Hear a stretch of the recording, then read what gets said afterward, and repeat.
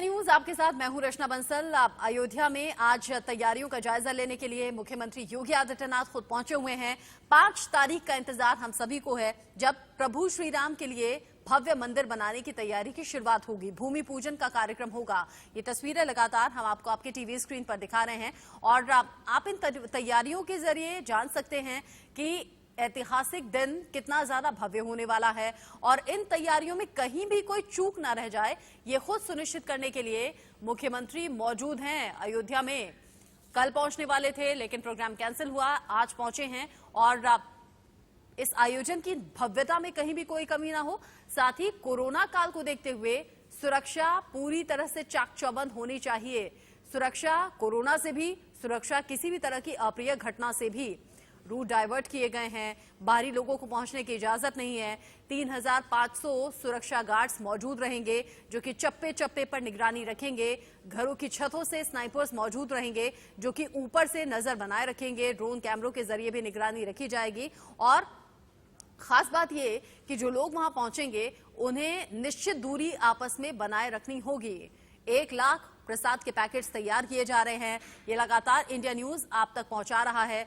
जल अलग अलग जगह से पहुंचा, मिट्टी अलग अलग जगहों से पहुंची और इससे ज्यादा बेहतर और खास हो नहीं सकता कुछ कि शहीदों के घर की मिट्टी, शहीदों की शहादत, इससे ज्यादा अच्छा नमन, इससे ज्यादा अच्छा सलाम हो नहीं सकता। जब प्रभु श्री राम के मंदिर में भूमि पूजन होना है, नींव में हर जगह से मिट्टी लाई जा रही है।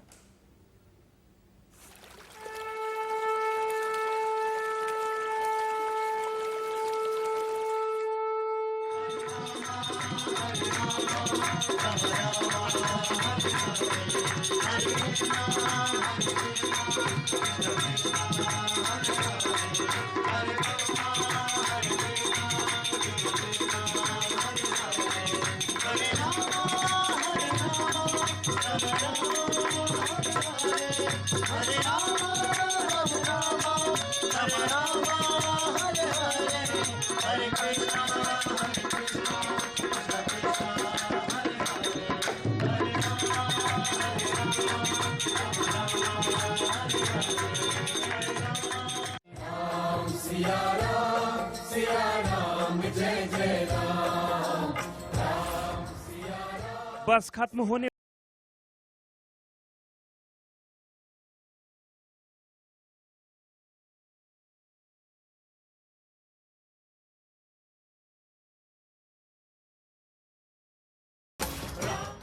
भूमि पूजन के लिए सज गए हैं अयोध्या के द्वार।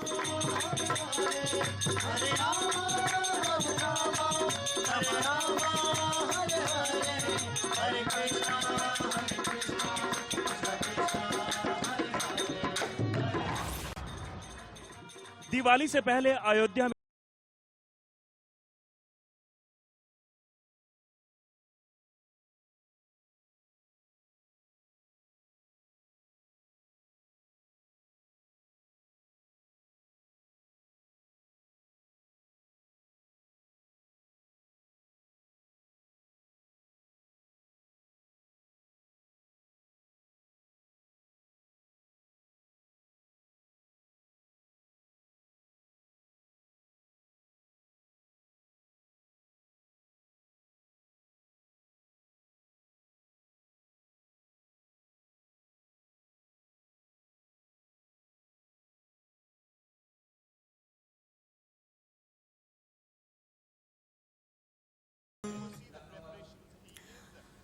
अयोध्या में राम मंदिर निर्माण की वो मंगल बेला आ गई है जिसका सभी को इंतजार था। भगवान राम की जन्मभूमि अयोध्या समेत दुनिया भर के राम भक्तों को 5 अगस्त का बेसब्री से इंतजार है।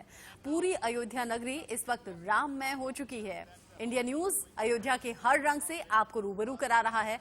आपको दिखाते हैं हमारे संवाददाताओं की अलग अलग जगह से ये ग्राउंड रिपोर्ट।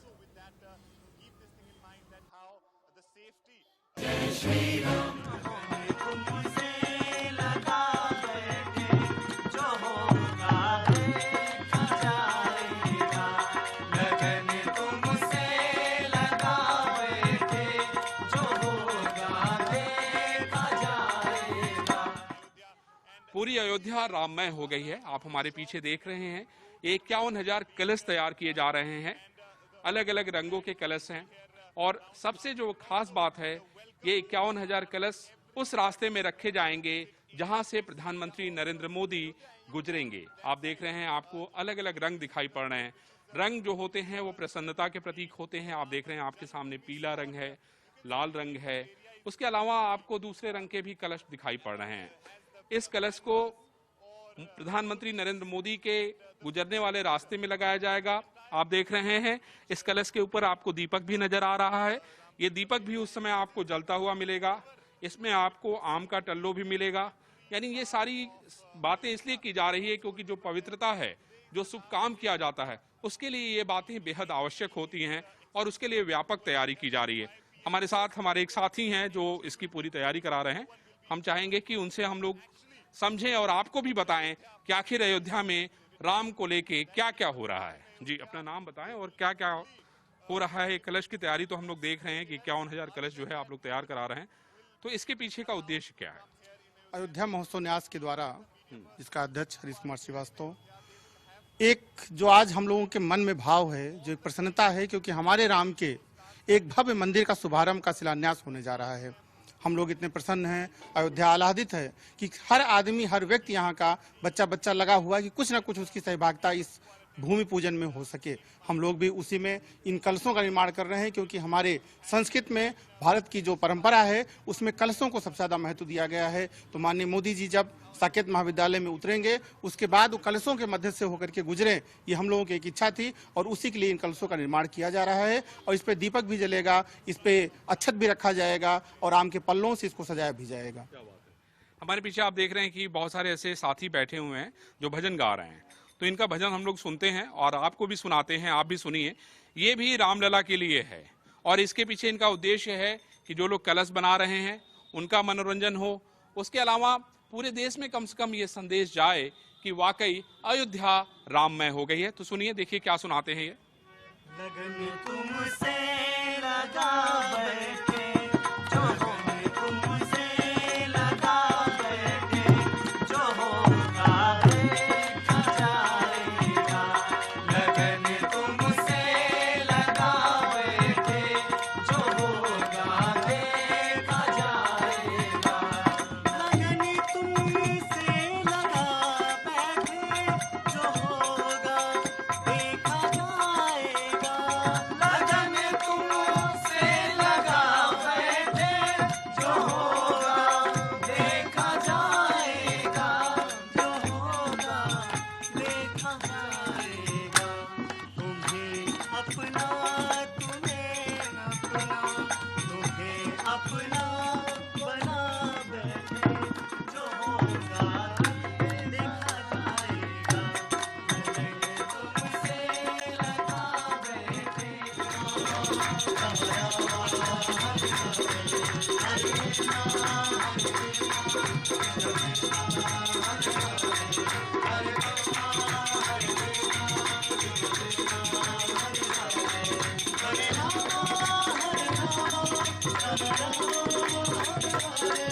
हरे राम हरे राम, राम राम हरे हरे, हरे कृष्णा हरे कृष्णा, कृष्णा कृष्णा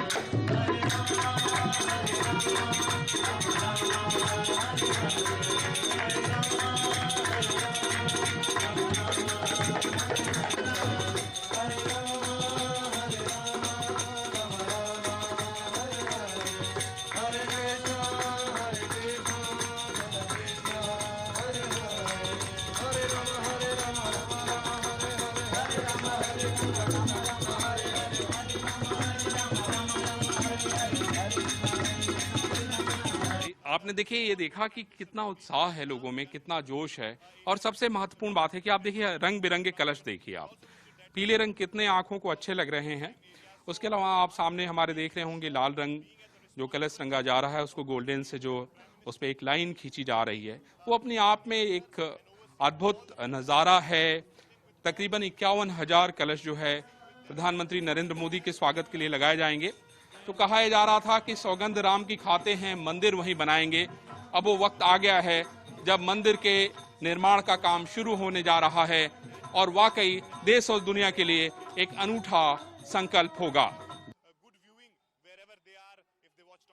भगवान राम की जन्मभूमि पर तो एक भव्य राम मंदिर की शुरुआत होने जा रही है, लेकिन इंडिया न्यूज आपको दिखाएगा जहां भगवान राम का बचपन अपने भाइयों के साथ भी था। ये राजा दशरथ, जो चक्रवर्ती सम्राट राजा दशरथ का महल है, भवन है, जहां पर भगवान राम अपने भाइयों के साथ खेला करते थे। यही भवन है, बरनी ना जाई रुचिर अंगनाई, जहां खेल ही नित्य चारों भाई। यानी कि जो ब्रह्मा जी ने वर्णन किया है वो साफ है कि यही वो भवन है जहां पर भगवान राम बाल क्रीड़ाएं अपने भाइयों के साथ मिलकर करते थे। जो नटखटपन की जो अविस्मरणीय यादें हैं वो इसी भवन के साथ जुड़ी हुई हैं। माता कौशल्या जब उनको बुलाती थी वो ठुमक ठुमक कर आते थे। उसके बारे में भी लिखा है कि भोजन करत बोल जब राजा, नहीं आवत तजी बाल समाजा। कौशल्या जब बोलन जाई, ठुमुक ठुमुक प्रभु चल ही पराई। जब भगवान श्री राम ठुमक ठुमक कर चलते थे, वो छटा, वो अदा, वो जो एक अविस्मरणीय, जो अभूतपूर्व, जो देखने लायक दृश्य होते होंगे, वो जबरदस्त शानदार होते होंगे। हमारे साथ यहाँ के व्यवस्थापक हैं इस राजा दशरथ के, अभिराम दास जी। अभिराम दास जी, इस महल के अगर बारे में बात करें, इस भवन के बारे में बात करें, तो किस तरह से भगवान राम का बचपन यहाँ बीता, क्या याद है, क्या इतिहास? देखिए, ये चक्रवर्ती महाराज दशरथ जी का राजमहल है। इसे बड़ा स्थान भी बोलते हैं। अयोध्या का बिंदु संप्रदाय की आचार्य पीठ है और इसका रामचरितमानस में भी वर्णन आता है। और तुलसीदास ने स्पष्ट लिख दिया है कि बरनी न जाई रुचिर अंगनाई, जहाँ खेलत नित चारे भाई। इस महल की, इस आंगन की वर्णन एक मुख से साधारण मानव के लिए संभव नहीं है। सहस्त्र हजार मुख वाले शेष भी अगर चाहें कि इस दशरथ महल के वर्णन हम कर सकें, उनके लिए भी ये संभव नहीं है। ब्रह्मा जी के लिए भी ये संभव नहीं है। ये वह आंगन है जिस आंगन में ब्रह्म अवतीर्ण होकर अपने समस्त कलाओं के साथ इस आंगन में खेलते थे। इसी आंगन में भगवान बचपन में काग भुसुंडी के साथ लीला किए हैं। और ये आंगन, यहाँ पे भगवान भोजन करते थे। लिखा भी है, भोजन करत बोल जब राजा, नहीं आवत तजिबाल समाजा। तो भगवान जब दशरथ जी भोजन करते थे, तो जब भगवान को बुलाते थे, भगवान आते नहीं थे। कौशल्या जब बोलन जाई ठुमुक ठुमुक, हाँ, जब माता उनकी बुलाती थी तो भगवान श्री राम दौड़ के चले आते थे। ऐसी लीलाओं का वर्णन है यहाँ पे। और ये प्रसिद्ध पीठ है बिंदु संप्रदाय की, बड़ा स्थान। इस पीठ की मतलब अभी महंत, वर्तमान महंत जिस पद को गौरवान्वित कर रहे हैं, श्री श्री 1008 बिंदु संप्रदाय के बिंदु गाध्याचार्य श्री देवेंद्र प्रसादाचार्य जी महाराज वर्तमान में महंत हैं यहाँ के। ये विश्व की आचार्य पीठ है बिंदु संप्रदाय की। ये जो झूला है वो भगवान राम का जो पालना है वो, जी, झूला ये प्राचीन इतिहास है। सावन में अयोध्या में मतलब हर मंदिर में आपको भगवान झूले पे विराजमान मिलेंगे। सावन पे सपरिवार भगवान झूला झूलते हैं और ये प्राचीन झूला है। ये मतलब 100 साल पुराना नहीं, करीब 500 साल पुराना झूला है। आपको यहाँ पे प्राचीन ही मिलेगा सब चीज। ये महल भी है 450 साल 500 साल पुराना है। 19 साल जो बताया जाता है वो यहाँ पर रहे और शादी के कुछ समय के बाद जब वो वनवास के लिए निकले तो इसी भवन से जाते हुए निकले। और यानी जो लीलाएं वो भगवान की जन्मभूमि के बाद अगर जुड़ी हैं तो वो इस स्थान से, इस भवन से जुड़ी हुई हैं। कैमरामैन अविनाश के साथ यतेंद्र शर्मा, इंडिया न्यूज, अयोध्या। राजा राम को किस मिठाई का भोग लगता है, ये लाख टके का सवाल है। और मैं समझता हूँ कि सभी लोग जरूर ये जानना चाहेंगे कि भगवान राम को प्रसाद के तौर पे क्या चढ़ाया जाता है। इंडिया न्यूज आपको बताता है। आप देख रहे हैं ये लाल पेड़ा, और यही जो है भगवान राम के प्रसाद के लिए जाता है। मुझे ये बताइए कि आपको कब से ये जानकारी है कि आपके परिवार की तरफ से जो है लाल पेड़ा भेजा जाता है? सर, ये हमारी कम से कम 4 से 5 पीढ़ियाँ हो चुकी हैं जो शुरू से हम लोग कुचन पेड़ा से बिलोंग करते हैं। कैसे बनाते हैं, क्या खासियत है? ये कुचन पेड़ा एक खोए का धीमे आंच में मतलब पकता है और काफ़ी मतलब भुजाई के बाद ये पेड़ा तैयार होते हैं। लाइट मीठे में होते हैं। आपको कभी पता चला कि आपके परिवार के लोग जो है भगवान राम के लिए पेड़ा बना के भेजते हैं? ये हमारे बाबा दादा जी शुरू से पीढ़ी दर पीढ़ी यही काम होता चला आ रहा। तो मुझे बताइए, इसके कुछ प्रसाद के तौर पे आपको पैसे भी मिलते हैं इसके? जी हाँ, 400 रुपये कॉस्टिंग है किलो। 400 रुपये पर किलो मंदिर आपको देता है? नहीं सर, 400 रुपये किलो ये हमारी कॉस्टिंग है। मंदिर ऐसा कुछ नहीं है। अच्छा, आप मंदिर से कुछ नहीं लेते हैं? मंदिर से कुछ नहीं है, हमारा वो प्रसाद है। प्रसाद? जी, प्रसाद के रूप में। तो ये आपने देखा कि प्रसाद में कितनी ताकत होती है और प्रसाद के लिए लोग कहाँ कहाँ से भगवान राम के दर्शन के लिए आते हैं। तो ये जो पेड़ा है बहुत विशेष तरीके से बनाया जाता है। तो चलिए, आप भी जब दर्शन के लिए आइएगा तो जरूर प्रसाद खा के जाइएगा। अबुल और गौरव के साथ अरविंद चतुर्वेदी, इंडिया न्यूज, अयोध्या, फैजाबाद, उत्तर प्रदेश। ये दृश्य जो आप देख रहे हैं इस वक्त, वो दिव्य राम की पैड़ी है और मैं राम की पैड़ी के ठीक सामने इस स्थान पर खड़ी हूँ जहाँ पर सरयू आरती के लिए फूल तैयार किए जा रहे हैं। एक बार आप नजर डालिएगा कितने सुंदर कितने खूबसूरत ये फूल हैं। सरयू आरती के लिए इन्हें तैयार किया जा रहा है और खास तौर से 3 दिन का जो आयोजन है जिसके आखिरी दिन यानी कि 5 तारीख को प्रधानमंत्री नरेंद्र मोदी यहाँ पहुंचेंगे, उस उपलक्ष्य में सरयू आरती के लिए ये फूल तैयार किए जा रहे हैं। बाकायदा काम चल रहा है और खास बात यह है कि तीनों दिन अलग अलग तरह के फूल इस्तेमाल किए जाएंगे। मां सरयू की आरती के लिए ये परंपरा है कि मां सरयू को फूल का चढ़ावा चढ़ाया जाता है, उन्हें फूल पसंद है और इसीलिए आज ये क्षण ये मौका और अहम हो जाता है, ये आयोजन और अहम हो जाता है क्योंकि अब आपको मालूम है कि लंबे इंतजार के बाद भव्य राम मंदिर का शिलान्यास होने वाला है। बहुत दिलचस्पी होगी आपको ये जानकर कि इस काम में जो लगे हुए हैं जो लोग वो पूरा जो कर्तव्य है वो निभा रहे हैं। कन्हैया हमारे साथ इस वक्त मौजूद है। कन्हैया राम के काम में लगे हुए हैं। कन्हैया, मुझे ये बताइए कि कितना खास ये रहने वाला है पूरा आयोजन, कितना इंतजार है आपको, क्योंकि आप लगातार सरयू आरती के लिए फूल पहले भी बनाते रहे होंगे, लेकिन इस बार मौका बेहद खास है क्योंकि राम मंदिर बनने वाला है, भूमि पूजन होने वाला है प्रधानमंत्री। देखिए, बेहद अयोध्या वासियों के लिए बहुत ही हर्ष उल्लास की स्थिति है और ये सरयू आरती का आयोजन योगी जी के द्वारा ही हुआ था, इसका आरंभ, और ये 3 दिवसीय ये उत्साह मनाया जाएगा। जैसे दीपावली होती थी वैसे अयोध्या में ये घोषित किया गया है कि आप लोग अपने घरों में और सरयू के किनारे और यहाँ पर राम की पैड़ी में भी दिए जलाए जाएंगे।